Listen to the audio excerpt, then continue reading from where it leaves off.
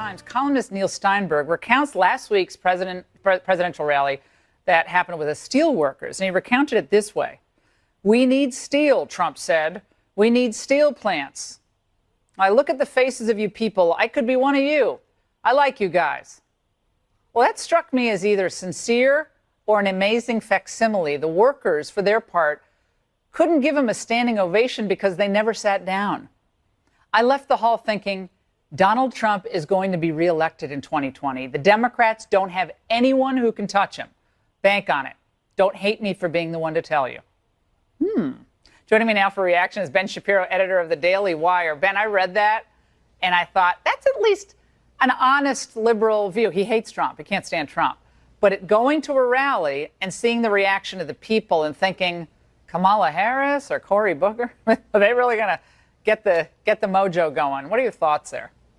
I think it's exactly right. I mean, the culture war that's been raging in the country is really not a war between the elites and the non-elites. It's between the elitists and everyone else. People who think that jobs being lost at the New York Daily News is a national tragedy, but jobs being lost in the steel industry is totally fine because those are a bunch of rubes in the Rust Belt anyway. What President Trump really does better than virtually any other politician on the American scene is he conveys that he really does care about people who are in these industries, the people who are doing the so-called dirty jobs that people on the coast tend to think only illegal immigrants are willing to do. Yeah, Ben, I did my angle tonight on the Koch brothers, who've done a lot of good stuff on tax reform and supporting Brett Kavanaugh and tax, deregulation, excuse me. They've done good stuff on that.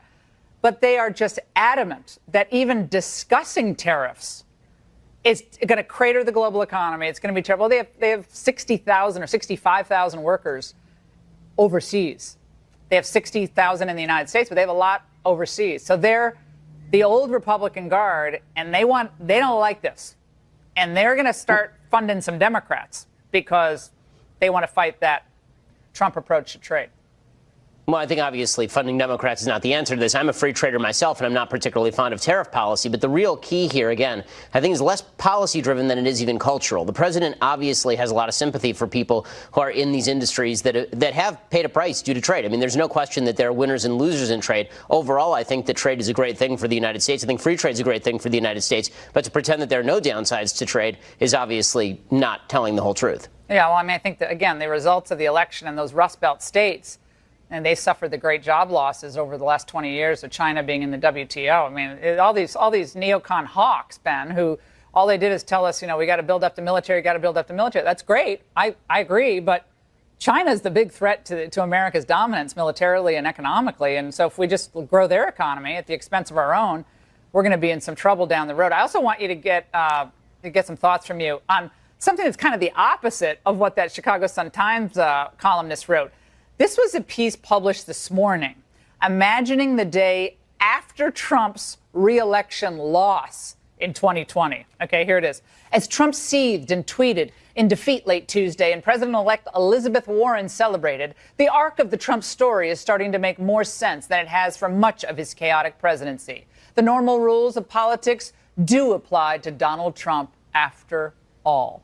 So now the time was up for Trump. They're already imagining his loss, which tells you, well, the derangement syndrome, whatever you want to call it, that cliche is already wearing thin. But they're now having to write about 2020 and 2018.